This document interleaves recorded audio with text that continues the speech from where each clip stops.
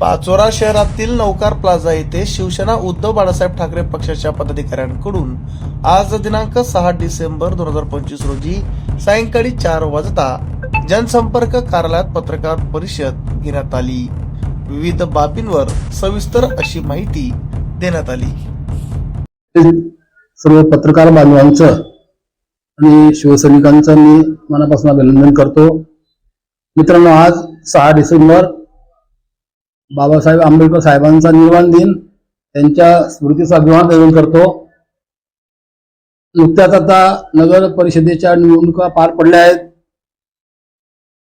सुरुवातीपासूनच आम्हा पदाधिकाऱ्यांचा प्रयत्न होता की आपण संपूर्ण जे 14 वार्ड आहेत त्यासाठी 28 उमेदवार द्यावेत। पक्षाकडून तसं काही असं मला ठोस आश्वासन मिळालेलं नव्हतं। आपण तयारी करा, प्रचाराच्या दरम्यान आपण बघू, अशा पद्धतीचं एक आश्वासन आम्हाला मिळालं होतं। आम्हाला जवळजवळ 13 वार्डमध्ये 13 जागी उमेदवार मिळाले। त्यातील 2 उमेदवारांना प्रॉब्लेम आला आणि त्याच्यामुळे शेवटी आमच्याकडे 11 उमेदवार उरलेत। संपूर्ण जळगाव जिल्ह्यामध्ये जवळजवळ 123 उमेदवार पक्षामार्फत उभे होते। जिल्हा प्रमुखांनी मुंबईमध्ये पक्ष प्रमुख इतर व्यक्ती सगळ्यांच्या सोबत संपर्क साधला। त्यांच्याकडनं काही त्यांना तेवढा हे मिळाला नाही, प्रतिसाद मिळाला नाही। जिल्हा प्रमुख जेव्हा या ठिकाणी आले तेव्हा त्यांनी सांगितलं होतं की बाबा आपण उमेदवारांना काही ना काही फुलाची पाकळी देऊ।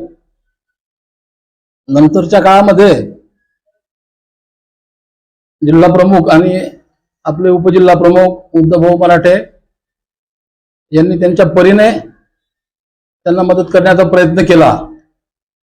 अर्थातच ती मदत तोकडी होती, परंतु त्याला नाईलाज होता। म्हणजे महाराष्ट्रामध्ये मला वाटतं हे पहिलं उदाहरण असेल की जिल्ह्याच्या जिल्हा प्रमुखाने आणि उपजिल्हा प्रमुखाने उमेदवारांना काही अंशी मदत केली। आता आपण 2-3 दिवसापासून बघतोय सोशल मीडियावरती पदाधिकाऱ्यांची एक बदनामी करण्याचा प्रयत्न केला जातोय की पदाधिकाऱ्यांना 10 लाख रुपये मिळाले आणि त्यांनी ते हडप केले, म्हणजे उमेदवारांना देता। या ठिकाणी मी माझ्या संदर्भात सांगू इच्छितो की आजपर्यंतच्या माझ्या आयुष्यामध्ये मी निष्ठेने वागलो। पक्ष असो किंवा इतर माझं राजकीय जीवन असो, मी निष्ठेची विष्ठा कधीच होऊ दिली नाही।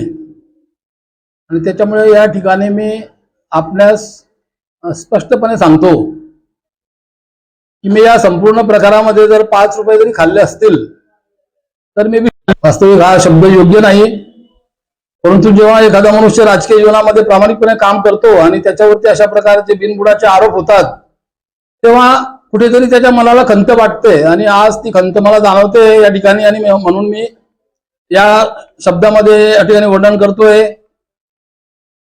म्हणजे मला अत्यंत या ठिकाणी दुःख झालेलं आहे की जेव्हा मी माझ्या मित्रमंडळीच्या तोंडातनं ऐकलं की बापणाजी तुमच्यावरती आणि अभयदादावरती आरोप होतोय, तर माझं एकदम म्हणजे संताप झाला की आतापर्यंत आपण जे प्रामाणिकपणे वागलो त्याचं हेच फळ आहे का असं।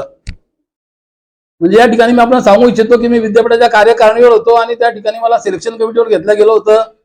जवळजवळ 17 उमेदवार मी माझ्या माध्यमातून कुलगुरूंना सांगून त्यांना त्या ठिकाणी अपॉइंटमेंट देण्याचा प्रयत्न केला। बाकीच्या माझ्यासोबत जे काउन्सिल मेंबर होते त्यांनी काही त्या ठिकाणी बाजार केला, परंतु मी कोणाच्याही रुपयाला शिवलो नाही। जर तुम्हाला काही खात्री करायची असेल तर आपल्या जिल्ह्यामध्ये विवेक ठाकरे म्हणून पत्रकार आहेत, त्यानंतर गोंडगावचे आपले मावळसिंग चव्हाण आहेत, या लोकांना आपण विचारू शकतात किंवा रमेश बापणाच्या संदर्भात तुमचं काय मत आहे। आणि आतापर्यंत मी या सगळ्या गोष्टी प्रामाणिकपणे करत आलो। मी एक शेतकरी आहे, शेतकरी कुटुंबातला आहे आणि एका संघर्षामधून मी हे सगळं सुरू केलेलं आहे। मला जेव्हा विद्यापीठाच्या कार्यकारिणीवर घेतलं गेलं आणि आम्ही जेव्हा कृषी विद्यालयांना भेटी दिल्या तर माझ्या लक्षात आलं की कृषी विद्यालय आपल्या भागामध्ये होणं आवश्यक आहे। मी सगळ्यांना विनंती केली, कोणीच पुढाकार घेतला नाही। शेवटी माझी ऐपत नसताना मी ते कृषी विद्यालय सुरू केलं।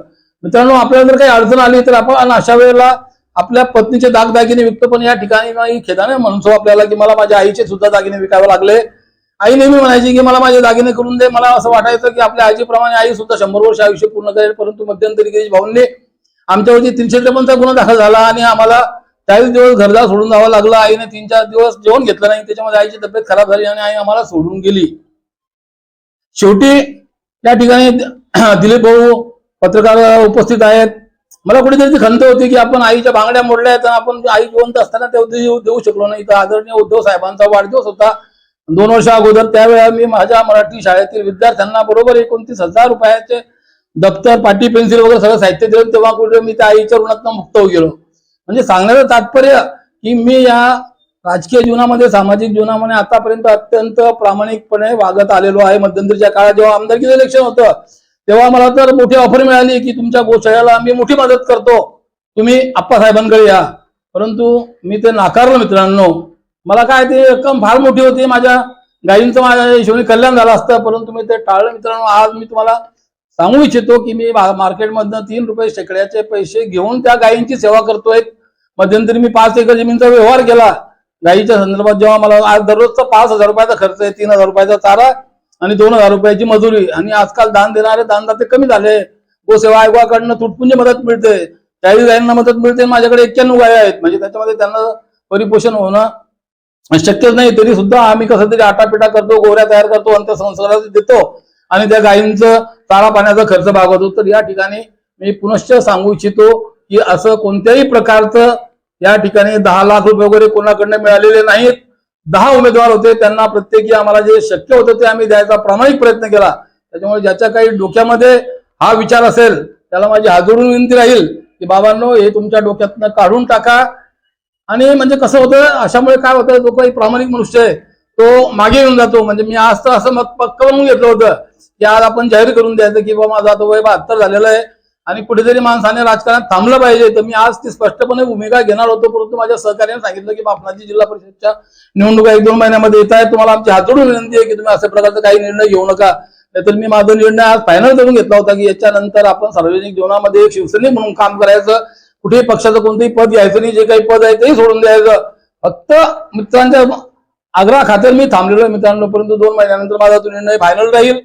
या ठिकाणी जर या मुलाखतीमध्ये माझ्याकडनं काही चूक झाली असेल तर मी आपली सगळ्यांची माफी मागतो. पुनश्च जाहीर करतो की मी असो किंवा अभय पाटील असो किंवा उद्धव भाऊ असो किंवा इतर पदाधिकारी असो, ते उमेदवाराच्या 1 रुपयाला सुद्धा शिवलेले नाहीत, असं मी आज ठामपणे सांगतो. थांबतो. जय हिंद, जय महाराष्ट्र.